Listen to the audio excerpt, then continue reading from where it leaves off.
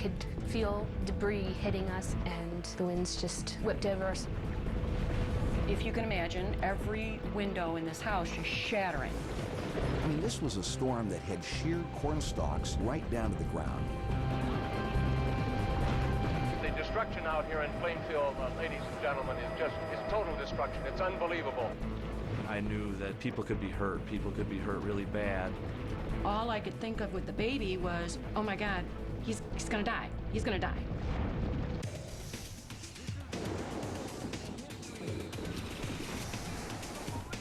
This is Storm Stories.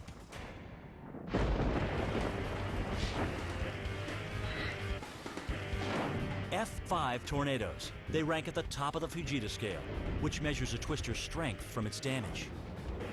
Their wind speeds are estimated between 261 and 318 miles an hour. These giants are so rare, they account for 0.1% of all twisters. But they have resulted in 24% of all tornado deaths on record. Chicago's WGN-TV meteorologist Tom Skilling knows the danger of an F5. In the tornado world, the F5 tornado is the monster. It devastates everything with which it comes in contact.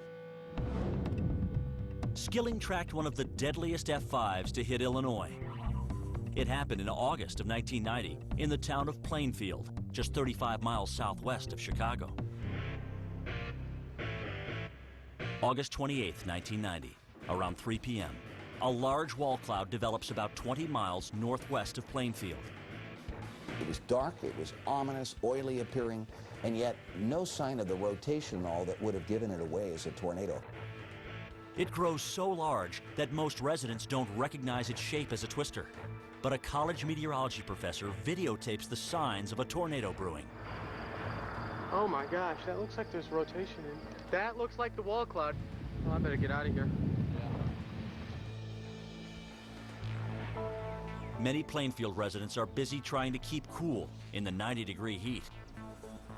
The day was very typical for August. You really wanted to be in as light of clothing as possible.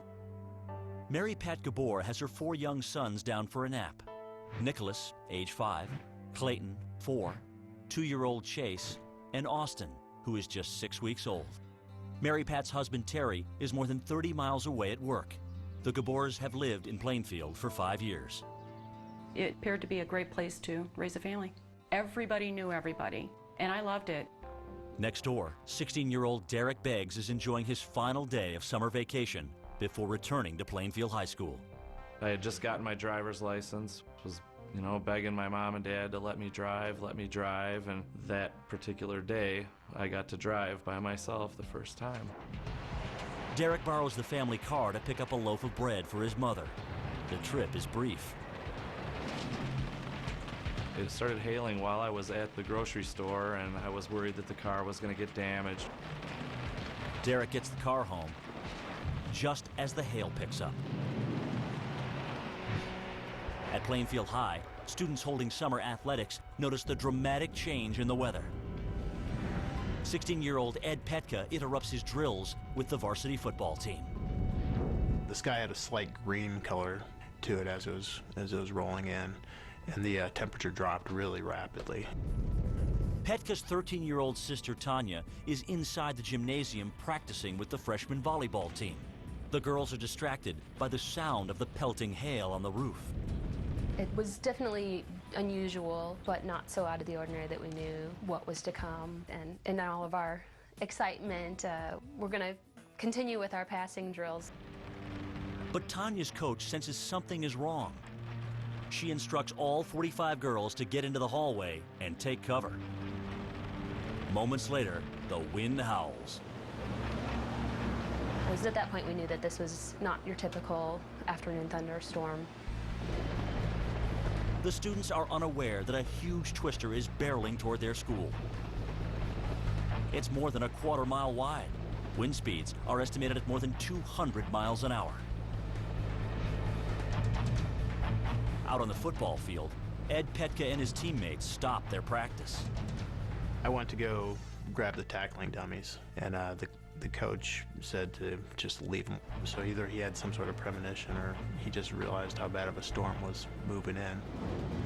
Ed and the players scramble inside the school just in time.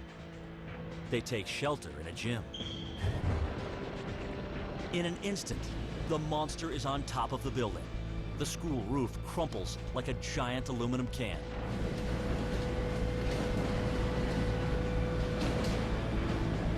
While we were crouched down, we could feel the mud and debris hitting us on our backs and legs, and the winds just whipped over us and it continued to roar. I remember thinking, where's Ed? Where's my brother? Last I knew, he was outside practicing. 2 miles away at MARYPAT's house, the sound of hail wakes up her 2 older boys. And they came running for me, "Mommy, Mommy," you know. And I opened up the door to show them the hail, trying to ease their fears and calm them down that it's nothing more than ice. But as they peer up at the sky, the scene is worse than MARYPAT had thought. I remember it as being almost pea soup green. The trees started really moving in ways that trees are not supposed to move. The wind bends the shrubbery at a 90-degree angle. The frightened mother suddenly remembers her infant's crib is next to a window. I saw a real threat that a branch could break the window by the baby's bed. All I would have had to do is swing and crack a window and the baby would have had glass all over him. She tells her 2 older boys to stay by the door. MARYPAT sprints down the hallway to her baby's room.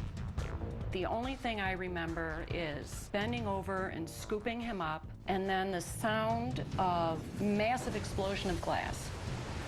She clutches her baby as the full fury of the F5 tornado sweeps over her house. As MARYPAT shields her infant, the raging twister chews the roof away. It lifts her and her son 20 feet in the air and deposits them in the hallway.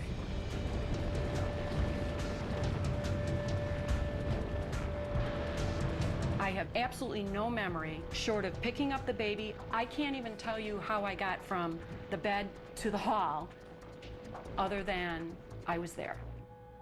The deafening sound stops. The home has been torn from its foundation. I remember opening up my eyes, and my son Chase's bedroom was supposed to be in front of me, and it was gone.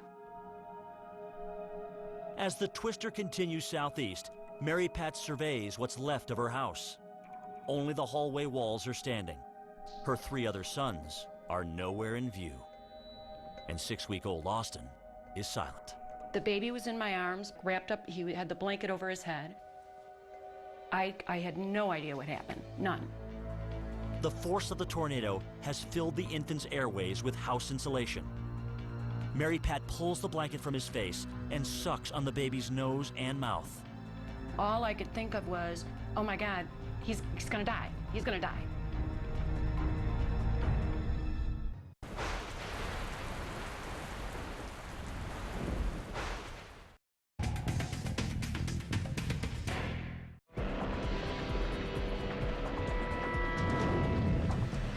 August 28, 1990. An F5 tornado has cut a swath across Plainfield, Illinois. It traveled more than 16 miles before it dissipated, leaving 29 people dead and more than 300 injured.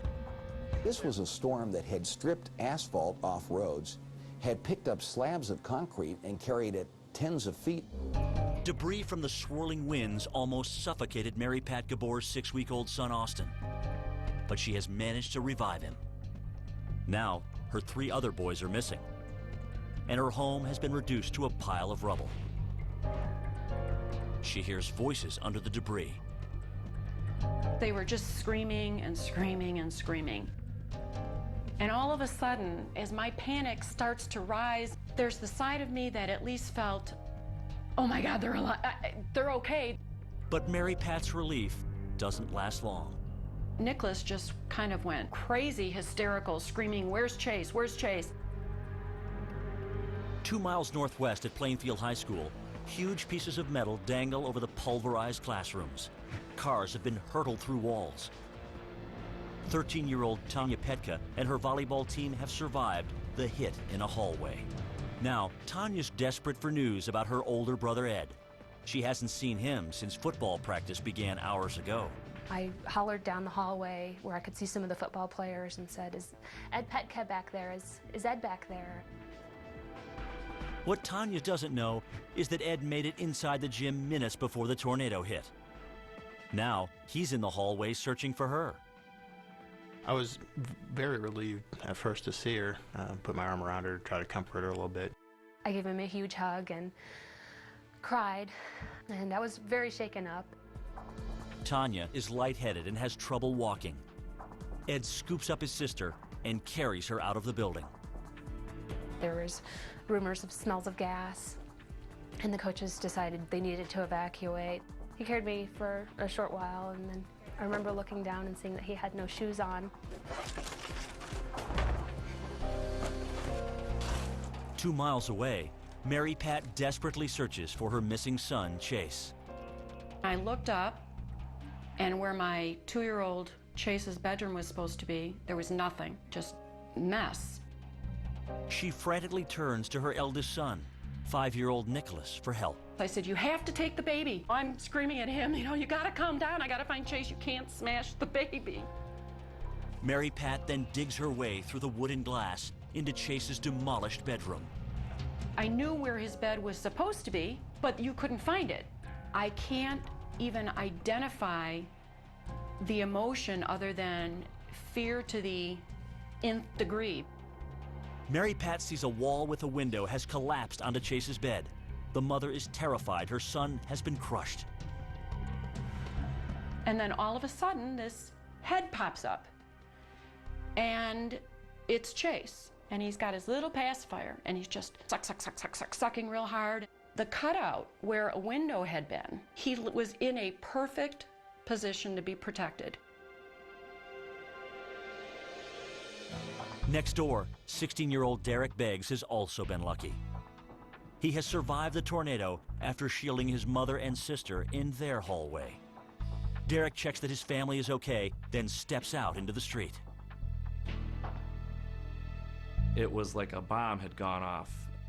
I remember looking back to my mom and just saying, "Oh my God, it's not just us." Derrick's house is damaged, but not nearly as badly as MARYPAT's. Seeing what's left of it, he bolts next door to check on his neighbors. You couldn't tell what was the front room or the family room, and I knew that she had all the kids home, so it was a big concern. Chunks of wood jut out of the floor like daggers. Overwhelmed and surrounded by rubble, MARYPAT suddenly gives up hope. At that point, I truly believed that I could not get them out, and I just decided we're all gonna say our prayers, and that's what happens. We go together. Derrick can see the terrified mother and children between the piles of debris. The way that they looked to me was if you had maybe pinned like a baby rabbit in a corner, and it was just scared to death. But before he can reach them, Derrick spots a new danger. Natural gas was blowing real strong. It had torn the gas meter right off the house. I didn't know if something like that could blow the whole subdivision up. And he's screaming for us and saying, "You gotta get out of the house. I smell gas. You gotta get out of the house."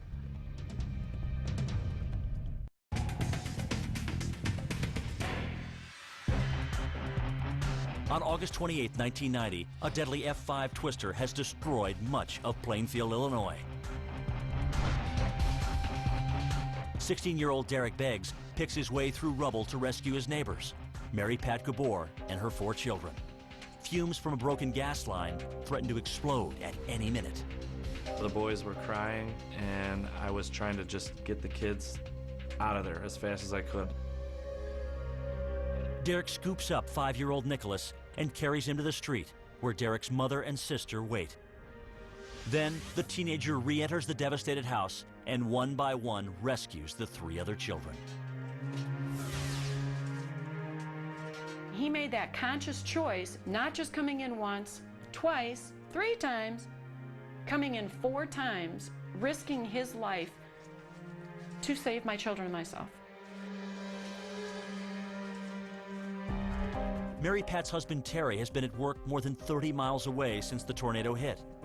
Now, she needs to get word to him that they're okay.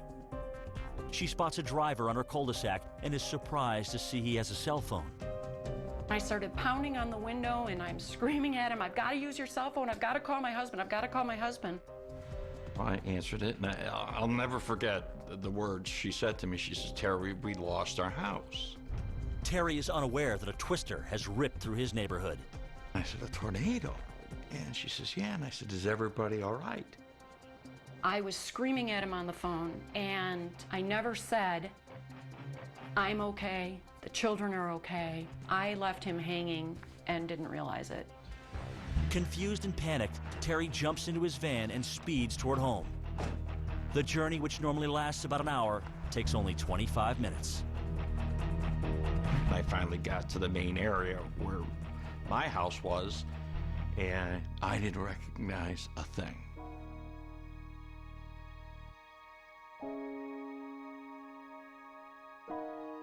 It looked like an atomic bomb hit the area. Just devastated. Terry wanders through the destruction, searching for his wife and kids. I just couldn't believe anybody on my block. There was nothing left on my block, that anybody survived. I see him coming up the street, and by the time he gets to us, the children and I, he just dropped to his knees and started sobbing. I think it was the first time I broke down and cried in front of my children. You know, I was just thanking God that they were alive. We have been looking at some aerial helicopter shots just moving over the area. I'm not sure whether this is the Plainfield High School or not, but you can see that is just gone. 29 people lost their lives to the F5 tornado. 3 of those victims were staff members at Plainfield High.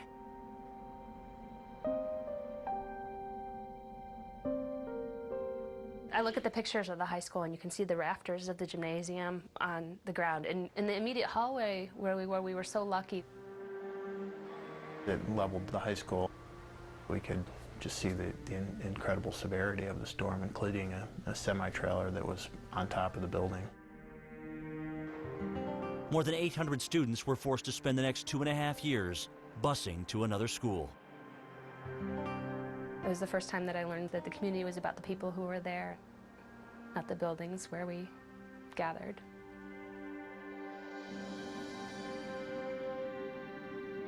Like many other survivors, MARYPAT GABOR and her family rebuilt their home in Plainfield.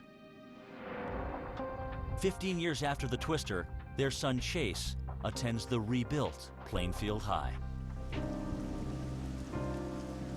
If the weather gets bad, I do get anxious. If it's in the middle of the night, I have to get up. And the Gabors can't forget the heroic efforts of their neighbor, DERRICK Beggs. Derrick put our lives ahead of his own and saved every single one of us. I mean, that's courage, you know. He was truly a hero that day, and I'm indebted to him forever. Derrick now lives 30 miles away in Sheridan, Illinois with his wife Lisa and their 2 boys. After surviving the force of an F5, Derrick has instilled some strong advice into his own kids. I don't want them to be afraid. I just want them to be educated about what it is. When you hear the tornado siren, you go to the basement. No horsing around, just go.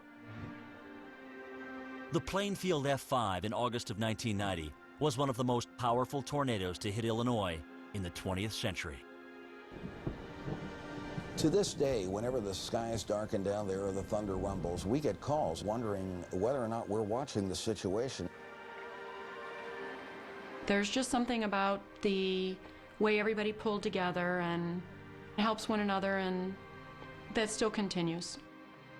I still feel blessed that we live here. What causes green skies before a tornado? The answer is next on Storm Stories. Closed captioning sponsored by... So what causes green skies before a tornado? Exactly why the green hue appears is not known. One popular theory is that thunderstorms full of rain and hail give the sky a bluish tint. When you backlight this with incoming sunlight, the colors mix and paint the sky green.